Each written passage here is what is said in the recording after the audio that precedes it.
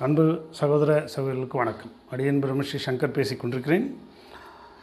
இன்றைக்கி நாம் மனுஷனுடைய வாழ்க்கை ஏன் எதற்கு அப்படின்னு சொல்லிட்டு என்னுடைய புரிதல் என்னவோ அதை நான் உங்களோட பகிர்ந்துக்கலாம் அப்படின்னு சொல்லிட்டு விரும்புகிறேன். சரி, என்னை பொறுத்தன வரைக்கும் என்னுடைய வாழ்க்கை என்பது மிகவும் மகத்தானது, அற்புதமானது, மிகப்பெரிய கொடை என்பதை நாம் உணர்ந்திருக்கிறோம். இப்போ நம்ம சற்றே சிந்தித்து பார்க்கும்போது பார்த்திங்க அப்படின்னா, இந்த அண்ட சராசரங்களில் உயிர்கள் எவ்வாறு உருவாச்சு, முதல்ல உயிர்த்தன்மையான அமீபா எவ்வாறு உருவாச்சு அப்படின்னா, ஒரு பல்லாயிரக்கணக்கான ஆண்டுகள் இந்த இயற்கை தன்னுடைய வேதி வினைகளால் ஒரு செல் உயிரியாக அமீபாவாக உயர்ந்து அதுக்கப்புறம் பரிணாமத்தில் இன்றைக்கி சற்றேறக்குறைய 35லேருந்து 50 ட்ரில்லியன் உருவாக இருக்கக்கூடிய இந்த மானுட பரிணாமத்தை நாம் அடைஞ்சிருக்கிறோம் அப்படின்றத நாம் உணர்றோம். அப்போ மனிதனுடைய தன்மை எங்கே மனிதன் அப்படின்ற ஒரு நிலை எங்கே ஏற்படுது அப்படின்னா, அந்த விந்து அப்படின்ற அந்த விதையிலிருந்து தான் நம்முடைய பயணம் தொடங்குது.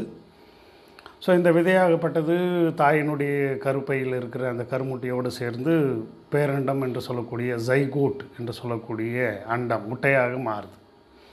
ஸோ இந்த முட்டையாக மாறி 300 நாட்களில் இது நம்முடைய உடலாக மாறுது. ஸோ இந்த உடலாகப்பட்டது ஒரு வயதில் ஒரு குழந்தையாக வரும் பொழுது அந்த குழந்தைக்கு எந்த விதமான அந்த அறிவு நிலை எதுவுமே அந்த குழந்தைக்கு மனம் என்ற ஒன்று உருவாகாமல் இருக்கிறது.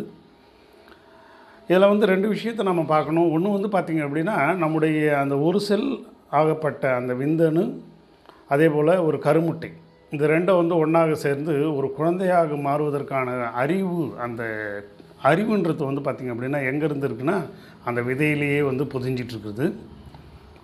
ஸோ இதுதான் அக அறிவுன்னு சொல்லுவாங்க. இந்த அக அறிவு தான் செல்கள் எப்படி உற்பத்தி ஆகணும், செல்கள் எவ்வாறு உருவங்களாக மாறணும், மூளையாக மாறுது, இதயமாக மாறுது, பலவிதமான திசுக்களாக மாறுதுன்னு சொல்லிட்டு உச்சியிலேருந்து பாதம் வரைக்கும் இருக்கிற அந்த என்ஜான் உடம்பை கட்டமைக்கக்கூடிய அந்த அறிவுன்றது அக அறிவு. அது பேரண்ட பிரபஞ்சத்தினுடைய அறிவு. அது பரிணாமத்தில் பலவிதமான இந்த உயிர்கள் 84 லட்சம் யோனிபேத உயிர்கள் பலவிதமான அனுபவங்களை தன்னுள்ளே பெற்று அதை பதிய வைத்து கொண்டு பிறகு இந்த மானுட பிறப்பு அப்படின்றத கொடுக்கறது அளவுக்கு அது அந்த அறிவு இருக்குது. அந்த அறிவுக்கு ஈடு இணை வேறு எதுவுமே கிடையாது. பட் நம்ம குழந்தையாக பிறந்தபோது நாம் என்ன பண்ணுறோம் அப்படின்னா, நமக்கு மனம் என்ற ஒன்று உருவாகிறது.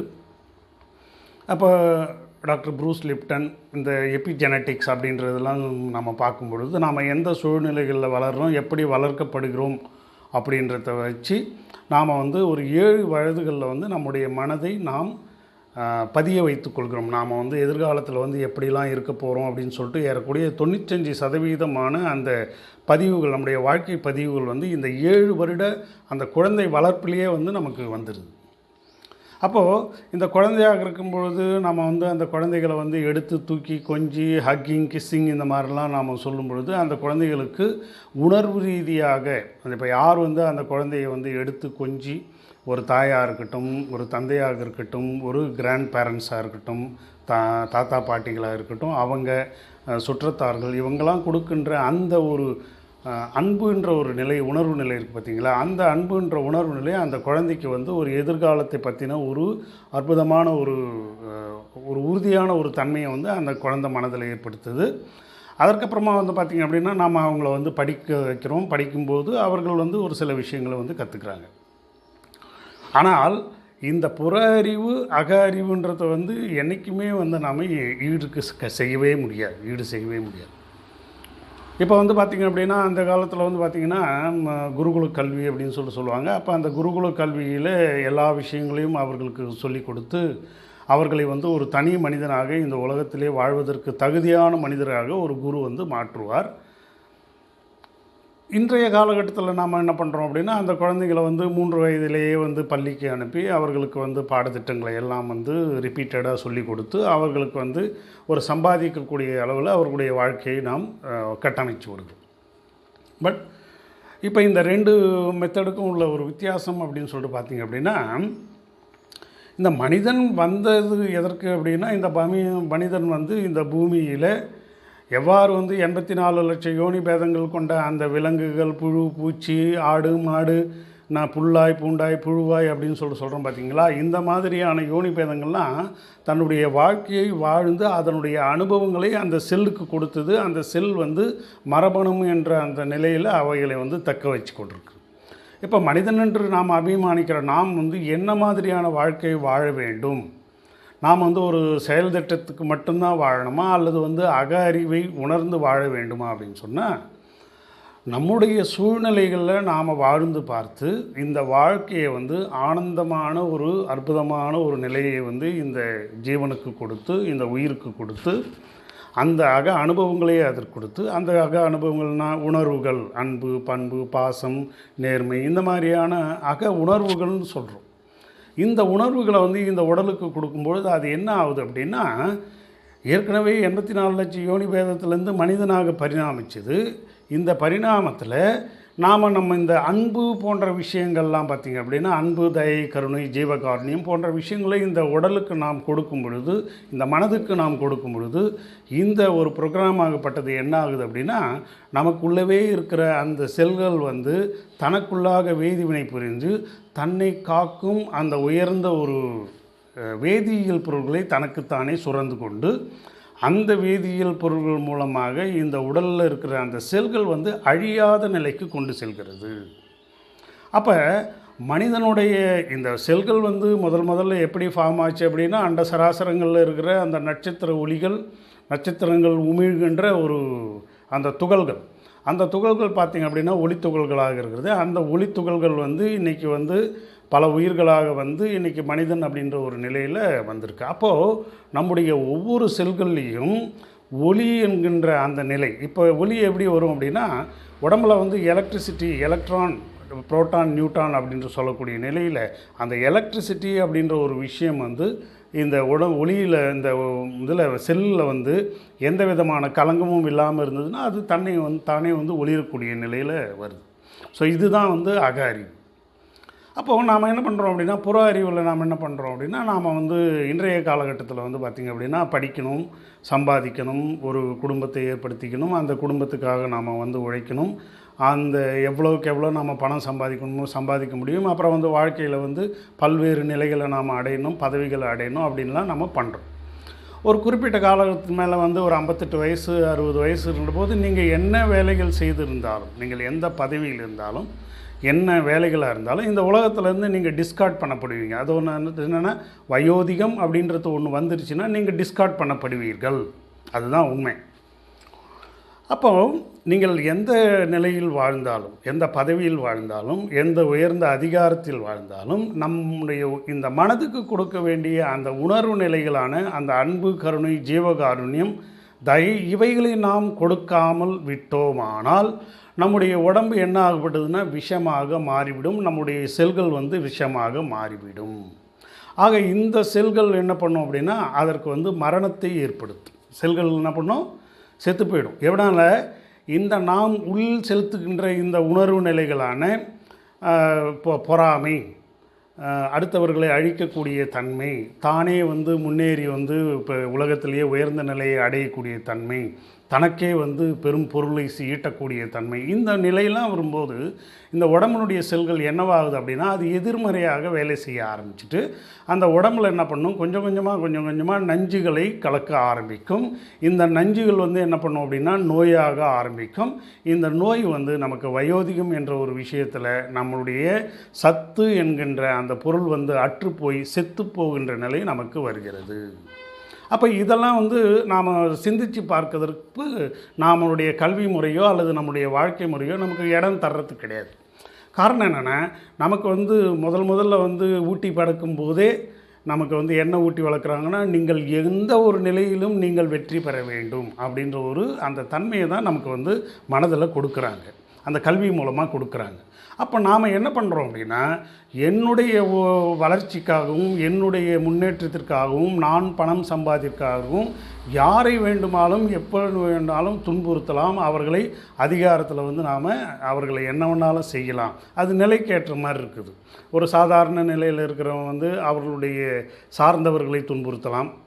அல்லது ஒரு அதிகாரி நிலை என்ற போது அவர்களுடைய கீழே இருக்கிறவங்கள துன்புறுத்தலாம், அல்லது ஒரு பதவியிலே உட்கார்ந்தவர்கள் வந்து அந்த ஒரு ஒட்டுமொத்த, இப்போ உதாரணமாக ஒரு மாநிலத்தினுடைய தலைவராக நாம் இருக்கிறோம் அப்படின்னா அந்த மாநிலத்தில் இருக்கிற அந்த எல்லா மக்களுக்கும் நன்மையும் தீமையும் செய்யக்கூடிய நிலையில் நாம் அந்த நிலையில் வரோம்.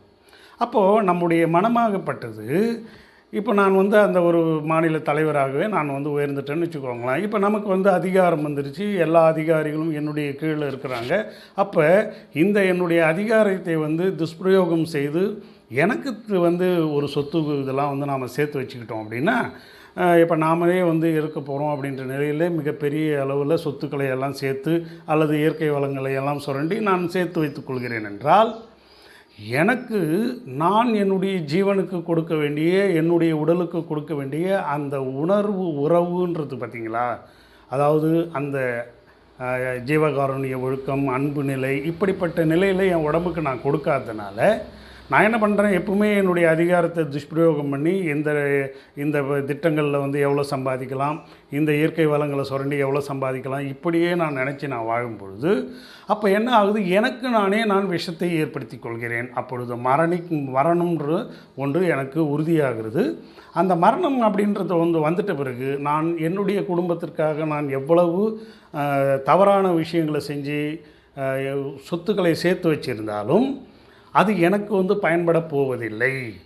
அப்போ நான் என்ன பண்ணுறேன் அப்படின்னா, இயற்கை கொடுத்த மிக அற்புதமான சொத்தாகிய இந்த சத்துவை, இந்த ஒளி தேகத்தை நான் இழந்துவிட்டு நான் போடுறேன். அப்போ என்ன பண்ணுறேன், தோல்வி அடைஞ்சிடறேன். தோல்னா என்ன, இந்த எண்ஜான் என்பதோல் பொருத்திய உடம்புன்னு சொல்லுவாங்க. ஆக இந்த தோல் வந்து இந்த உச்சியிலேருந்து பாதம் வரைக்கும் மூடி இருக்கு இல்லைங்களா, இந்த தோலை வந்து நான் நாசம் செய்து விடுகிறேன், நான் தோல்வியை அடைந்து விடுகிறேன்.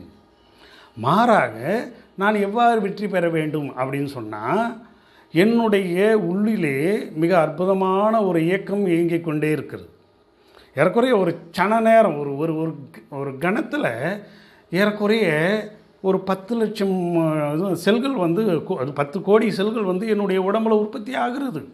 என்னுடைய மூளையில், என்னுடைய கண்ணில், என்னுடைய உறுப்புகள் எல்லாத்துலேயும் உற்பத்தி ஆகிறது. இந்த உற்பத்தி ஆகின்ற இந்த செல்கள் நல்ல விதமாக உற்பத்தி ஆக வேண்டுமென்றால் என்னுடைய மனம் என்பது அன்பு நிலையிலே இருக்க வேண்டும். தர்மம் தலை காக்கணும்னு சொல்கிறாங்க இல்லைங்களா, இந்த தர்மம் அப்படின்னு சொன்னால் அன்பை என்னுடைய செல்களில் விதைக்க வேண்டும். அப்போ என்னுடைய எண்ணங்கள் நல்ல விதமான எண்ணங்களாக இருக்க வேண்டும், என்னுடைய செயல்கள் சுத்த செயல்களாக இருக்க வேண்டும். அப்படி இருக்கும் பட்சத்தில் தான் என்னுடைய உடலிலே உற்பத்தியாகின்ற அந்த செல்களாகப்பட்டது நல்ல செல்களாக உற்பத்தியாகும். அப்படி இல்லை, இதற்கு மாறாக இந்த பொறாமை, போட்டி போன்ற விஷயங்கள்லாம் நாம் எடுத்துக்கிட்டு நாம் செயல்பட்டோம் அப்படின்னா, உங்களுடைய உடம்பில் அந்த 10 கோடி அணுக்கள், 10 கோடி செல்கள் உற்பத்தி ஆகின்ற செல்கள் விஷம் விஷம் விஷம் என்று விஷமாக மாறி அந்திம காலத்திலே நம்மை நோய்வாய்ப்படுத்தி நம்மை சாவதற்கு மிக அடிப்படையாக இருப்பது அதுதான். அப்போது நாம் எல்லோரும் என்ன பண்ணுறோம் அப்படின்னா, மனுஷனாக பிறந்தால் செத்து போனோம் அப்படின்ற ஒரு சூழ்நிலை நாம் ஏற்படுத்திக்கிட்டோம். ஆனால் மனிதனாக பிறந்தவன் சாவதற்காக பிறந்ததிலே அவன் ஒளிதேகத்தை அடைந்து உயிர்நிலையை உணர்ந்து தன்னுடைய உணர்வோடு உணர்வாக தானாய் தன்மயமாய் மாறக்கூடிய நிலையில் இந்த பூமியிலே பிறந்திருக்கிறான் என்ற ஒரு மாபெரும் ரகசியத்தை நாம் உணர்ந்தால் மட்டும்தான் நாம் நேர்மையான, ஒரு அன்பான, ஒரு அற்புதமான, ஒரு எல்லோரும் ஈசன், எல்லோரும் இந்த உலகத்தில் பிறந்த எல்லா மானுடர்களும் ஈசனை அடையக்கூடிய தன்மையிலே நாம் இந்த பூமியிலே பிறந்திருக்கிறோம் என்கின்ற அந்த உணர்வை நாம் ஏற்படுத்தி கொள்ள முடியும்.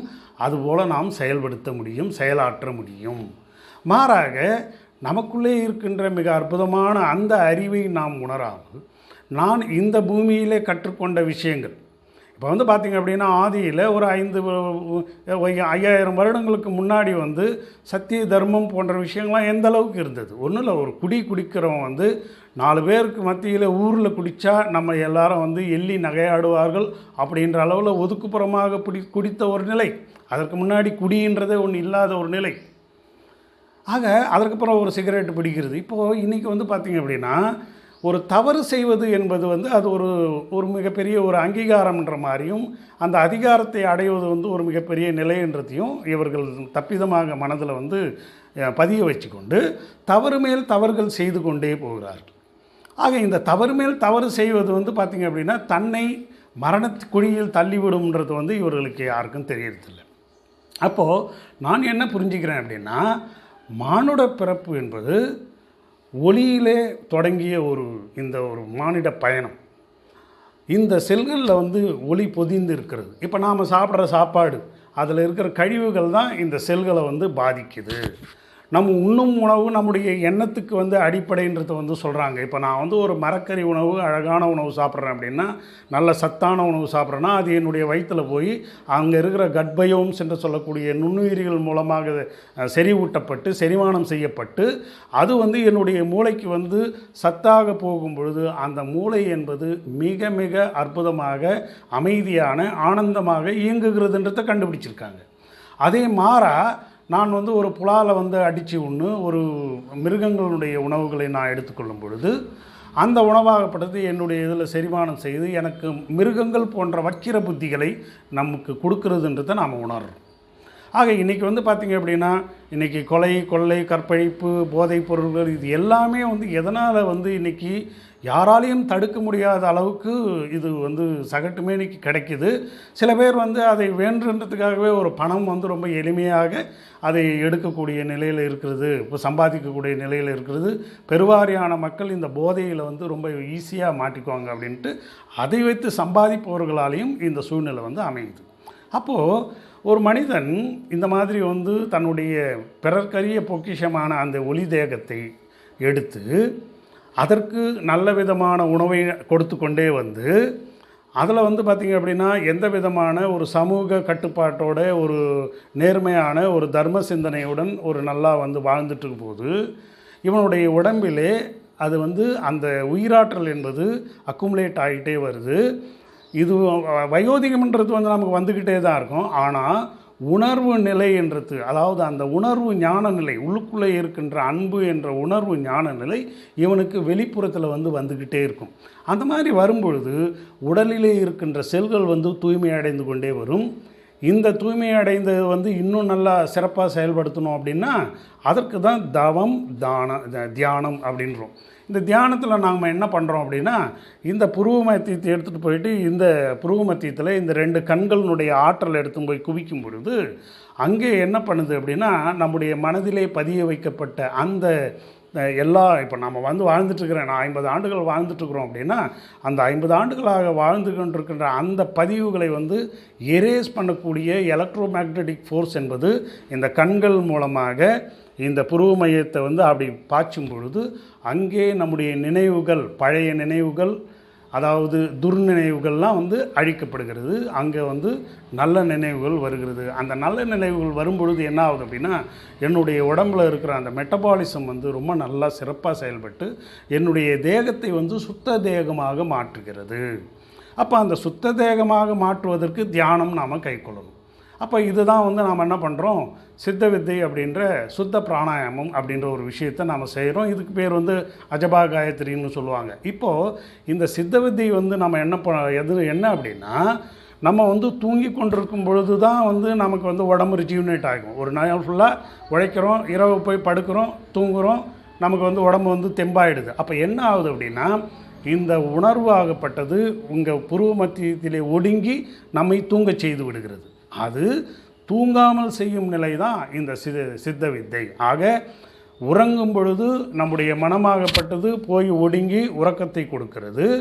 அதே நிலையை நாம் உறங்காமல் இருக்கும் பொழுது நாம் இந்த புற உலகத்தில் வந்து பலவிதமான அந்த போட்டி, பொறாமை போன்ற விஷயங்கள்லாம் நாட்டம் செலுத்தாமல் என்னுடைய ஜீவன், என்னுடைய உடல், என்னுடைய உயிர், இதிலே வந்து ஏறக்குறைய 50 ட்ரில்லியன் செல்கள் வந்து எனக்கு உள்ளிலே வந்து மனிதர்கள் போல் வாழ்ந்து கொண்டிருக்கிறார்கள், உயிர்களாக வாழ்ந்து கொண்டிருக்கிறது. அதற்கு ஏறக்குறைய 1000 ட்ரில்லியன் நுண்ணுயிரிகள் அவைகளுக்கு சேவை செய்து கொண்டிருக்கின்றன. அப்படின்ற அந்த மாபெரும் ரகசியத்தை நாம் உணர்ந்துட்டோம் அப்படின்னா, நாம் இந்த புற உலகத்தில் இருந்து அந்த தீய எண்ணங்கள், எனக்கு வேணும், எனக்கு வேணும், நான் யார் என்ன குடும்பத்தை எப்படி அழிச்சாவது நான் வந்து உயர்ந்த நிலைக்கு அடைவேன், எனக்கு பின்னாடி வர சந்ததிகள்லாம் வந்து அந்த சொத்தை வச்சுட்டு அவர்கள் ஏகபோகமாக வாழ வேண்டும் என்ற எண்ணம் வந்து எனக்கு வராது. அப்போது இதுதான் சொல்கிறேன், சொத்து சேர்த்து வச்சிருந்த எல்லாருடைய குடும்பமும் அதுக்கு அடுத்த நிலையில் தவறான பாதையில் சென்று அழிவதை தான் நாம் பார்க்குறோம். நீங்கள் என்னென்ன நீங்கள் வந்து ஒரு அப்பறன் வந்து சொத்து சேர்த்து வைப்பான், அவன் புள்ள வந்து அதை குடிச்சு அழிப்பான், அல்லது வந்து வேறு விதமான விலை மாதர்கள்கிட்ட போயிட்டு அழிப்பான். இதே வந்து ஒவ்வொருவரும் அவருடைய கடமையை வந்து செய்து அவர்கள் வந்து நேர்மையான தர்மமான அந்த நிலையில் வாழக்கூடிய ஒரு சூழ்நிலை எல்லாருக்கும் ஏற்பட்டதுன்னா அவர்களுக்கு அந்த அனுபவம் வரும். வாழ்க்கையில் இருக்கிற அந்த அனுபவங்கள் வந்து நம்மை உயர்த்தும். வாழ்க்கையே வந்து ஒரு அனுபவம் தான். அப்போது இந்த அனுபவ கல்வியை நாம் பெறும் பொழுது வாழ்க்கைன்றது இவ்வளோ தான், நாம் இத்தனை ஆண்டு காலம்தான் நம்ம இந்த பூமியில் இருக்க முடியும், நீங்கள் எவ்வளோ பெரிய மகானாக மாறினா கூட சமாதி நிலைக்கு போய் தான் ஆகணும். அப்போது இந்த உலகியலோடு இந்த புவியியலோடு நமக்கு இருக்கிற அந்த தொடர்பு என்பது என்றாவது ஒரு நாள் அறுபட்டை தீரும் அப்படின்ற ஒரு தீர்க்கமான மனோநிலை நம்முடைய மனதில் வந்து வரும். அந்த மாதிரி வரும்பொழுது நாம் வந்து அந்த அன்பு, தயை, கருணை, தியானம் போன்ற விஷயத்தை நாம் பண்ணும்போது நாம் வந்து அந்த சதா பிராணாயாம நிலைக்கு போகும்போது நமக்கு வந்து உணவே தேவையில்லாத ஒரு நிலை வந்துடும். இப்போ நம்ம எல்லாரும் வந்து ஏன் வயோதிகத்தில் வந்து ரொம்ப கஷ்டப்படுறோம்? யாராவது நமக்கு வந்து 3 வேளை சாப்பாடு போட மாட்டாங்களா? ஆனால் நம்ம தியானத்தை, இந்த சித்த வித்தைன்ற சுத்த பிராணாயாமத்தை சதா பிராணாயாம நிலை, சதா அந்த சர்வகாலம் அந்த தியானத்தில் வந்து இருந்தோம் அப்படின்னா நமக்கு வந்து உணவே தேவையில்லை. ஆனால் நான் என்ன புரிஞ்சுக்கிறேன் அப்படின்னா, ஒரு மனிதன் வந்து பிறந்தவுடன் அவன் வந்து படிக்க வேண்டும், நல்ல தர்ம சிந்தனை உள்ள கல்விகளை கற்க வேண்டும். அதாவது குருகுல கல்வி, எல்லோரும் சமம், எல்லா உயிர்களும் பிரபஞ்சத்தினுடைய மிகப்பெரிய கொடை, இது ஒரு கற்பக விருட்சம், இது கிட்ட இருந்து தான் நாம் எல்லாத்தையும் வாங்குகிறோம். இப்போ நான் என்ன கேட்டாலும் என்னுடைய மனதுக்கிட்ட தான் கேட்குறேன். என்னுடைய மனம் எனக்கு வந்து செயல்படுத்தி கொடுக்குது, என்னுடைய உடல் அதற்கான வேலையை செய்கிறது, எனக்கு அந்த ஒரு விஷயம் நடந்தே இருக்கிறது. இதுவும் வந்து இன்றைக்கி ஒரு பெரிய பிரச்சனை என்ன அப்படின்னா, பிறரால் தான் நாம் வாழ்ந்து கொண்டிருக்கிறோம் அப்படின்ற மாதிரியான ஒரு தன்மையை வந்து எல்லோரும் நாம் நினைத்து கொண்டிருக்கிறோம். அதுவும் வந்து ஒரு தப்பிதம். அதே மாதிரி கடவுள் நம்பிக்கைன்ற ஒரு விஷயம் வந்து கடவுள்கிட்ட போய்ட்டு நம்ம கேட்டால் தான் நமக்கு எல்லாமே நடக்குது. இன்றைக்கி இன்னொரு முக்கியமான விஷயம், மகான்கள் வந்து தன்னை உணர்ந்தவர்கள், தன்னுடைய உடம்பை ஒளிதேகமாக மாற்றியவர்கள். அவர்களுடைய சமாதியில் போயிட்டு நாம் காரு, பங்களா இதெல்லாம் கேட்டோம்னா அவர் தான் கொடுக்குறாரு, நமக்கு வேலைக்கு போகிறதெல்லாம் அவர் தான் கொடுக்குறாரு இப்படின்ற ஒரு தப்பிதமான ஒரு எண்ணங்களை நாம் ஏற்படுத்தி கொண்டிருக்கிறோம். அதையும் வந்து அங்கே வந்து அந்த மகான்கள்கிட்ட இருக்கிறவங்களாம் வந்து அதை வந்து வெளியில் சொல்லி அவர்கள் வந்து ஒரு விதமான பிழைப்பை பிழைத்து கொண்டிருக்கிறார்கள். இது உண்மையான இது கிடையாது. ஆக நமக்கு வரம் கொடுக்கும் மிக அற்புதமான விஷயம் வந்து நமக்குள்ளே இருக்கின்ற அந்த ஆத்மா தான். அந்த ஆத்மாவை இயக்குவது நம்முடைய எண்ணங்கள் தான். அந்த எண்ணங்களிலே இருக்கின்ற அந்த நற்சிந்தனைகளும் நல்ல ஒரு செயல்களும் தான் நமக்கு நல்ல விஷயங்களை கொடுக்குது. அதே நேரத்தில் பிறரை கெடுக்க வேண்டும் என்ற எண்ணம் இருந்தாலும் அதுக்கு நம்ம கெடுத்துட்டு நம்ம வாழ்வது போல தோன்றும். ஆனால் கடைசியில் அது நம்மை மரணிக்க செய்து விடும். அதனால்தான் இந்த உலகத்தில் வாழ்ந்த பெரிய பெரிய அறிஞர்கள், பெரிய பெரிய கோமகன்கள்லாம் ஒன்றுமே இல்லாத முடி மன்னரெல்லாம் பிடி சாம்பலாக ஆனார்னு சொல்கிறதுக்கு காரணமே அதுதான். அப்போ நான் என்ன உணர்றேன் அப்படின்னா, ஒரு மனிதன் பிறக்கிறான், அவன் ஒரு நல்ல ஒரு குடும்பத்தை ஏற்படுத்தி கொள்ள வேண்டும், நல்ல விதமான ஒரு வாழ்க்கையை வாழ வேண்டும். அதிலே வந்து அன்பு, தயை, கருணை மூலமாக அந்த வாழ்க்கையை வந்து இயக்கப்பட வேண்டும். அதுக்கு பிறகு தியானம், தவம் என்பதை கை கொள்ள வேண்டும். எப்போது நாம் வந்து ஒரு 40-50 ஆண்டுகள் வந்த உடனே என்ன பண்ணோம், 30 வயசுலேயே வந்து தவ வாழ்க்கைக்கு வந்து நாம் விதை போட்டுருந்தோம்.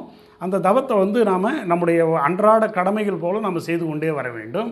பிறகு ஒரு காலகட்டத்தில் நம்முடைய தேவை, நம்முடைய குடும்பத்தார்கள் வந்து இல்லாமல் போகும்போது நம்ம முழு நேரமாக சதா பிராணாயாமத்தில் போயிட்டு நாம் அந்த உணவில்லாமல் வாழும் நிலை எழுதி இந்த உடம்பிலே இருக்கின்ற எல்லா செல்களையும் சுத்த செல்களாக மாற்றி அந்த சுத்த தேகத்தை அடைந்து ஒளி தேகத்தை அடைவதற்காகத்தான் நாம் இந்த பூமியிலே பிறந்தோம் என்பது என்னுடைய ஒரு நம்பிக்கையாக இருக்கிறது, என்னுடைய ஒரு வாழ்வியலாக இருக்கிறது. ஸோ இதே நான் உங்கள்கிட்ட சொல்லணும் அப்படின்னு சொல்லிட்டு பார்த்தேன். நன்றி, வணக்கம்.